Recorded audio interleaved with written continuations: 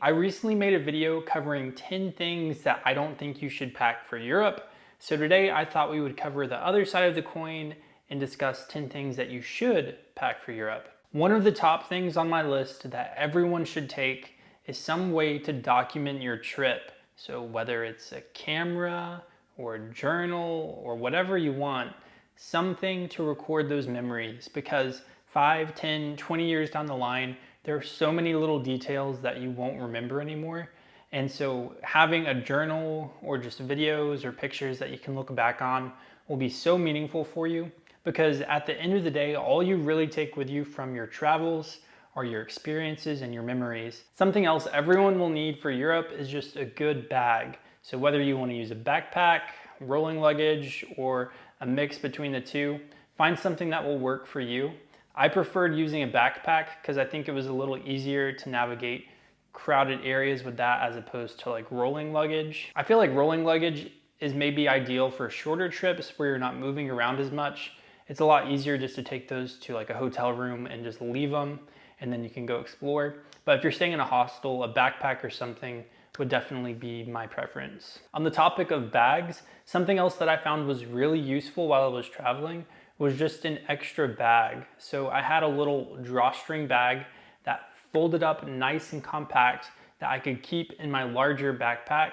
I found myself using this bag most of the time to carry like food or something with me when I was going on a long train ride and I didn't have room in my bag for it. I could also use it just as like maybe a day bag if I wanted to leave my bigger backpack just back in my hostel. I could take the little bag with me. And then two, I could also use it as like a makeshift laundry bag just to keep dirty clothes or something until I was able to wash them. The next thing you want to bring when traveling Europe is just versatile clothing. One of the easiest ways to add a bunch of weight to your bag is just by taking too many different clothes. So if you're able to choose items of clothing that can be worn in multiple different situations and scenarios, you're gonna be able to cut down a lot of weight from your bag. So I would say just pick your favorite staple clothing items that you might be able to wear like hiking, but that you could also potentially wear out to a nice dinner or something. It might be a little bit of a challenge putting that together, but with a little creativity, you'd be amazed how much you can consolidate your clothing items. One item I was really grateful to have in Europe was just a nice rain jacket. You never know when you're gonna be out and about and just get caught in the rain. So just having that with me was great for being able to stay warm and dry.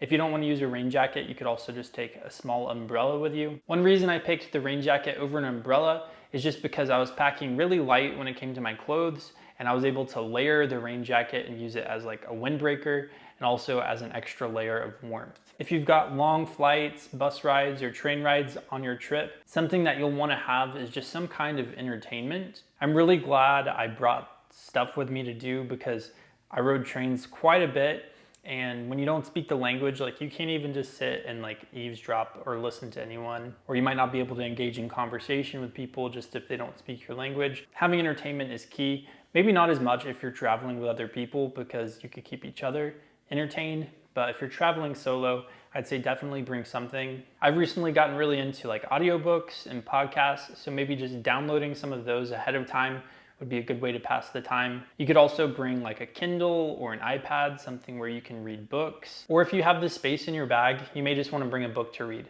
But whatever will keep you happy and entertained will be great, because you can only look out the window for so long before you start to get a little bored, I've found. Whether you're traveling to Europe or somewhere else, you'll more than likely be on your feet for most of your trip, just as you're exploring. That being said, having a good pair of broken-in walking shoes will help you out a lot. A common mistake is to buy shoes, like a week or two before your trip that aren't broken in at all, and then going and trying to break them in as you travel. While this is doable, you'll probably just end up with some blisters on your feet the first few weeks when you're traveling. So you can save yourself the trouble if you just go ahead and take that pair of shoes that you have broken in, or just plan ahead and start walking in whatever shoes that you plan to take with you. Ever since my trip in Europe, I've been in the habit of sleeping with earplugs. Earplugs for me are vital for traveling, especially if you're staying in hostels, just because people can be a bit noisy when you're sleeping. If you can get yourself used to using them,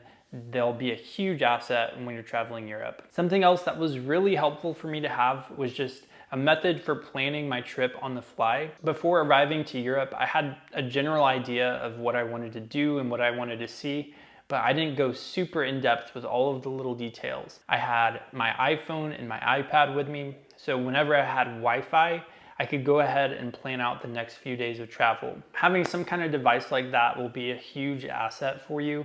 That way you're not always having to hope that wherever you're staying has like a computer or something that you can use. Something else I had was a book for traveling Europe on a shoestring. It just had tons of useful information about the different countries I was traveling to.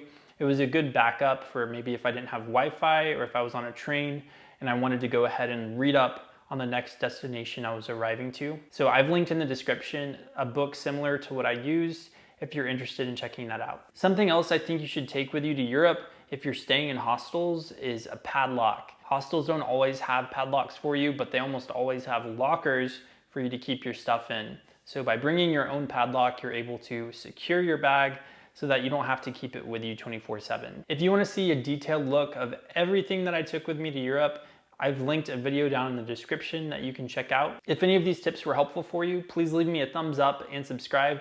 But thanks for watching. I'll see you guys in the next video.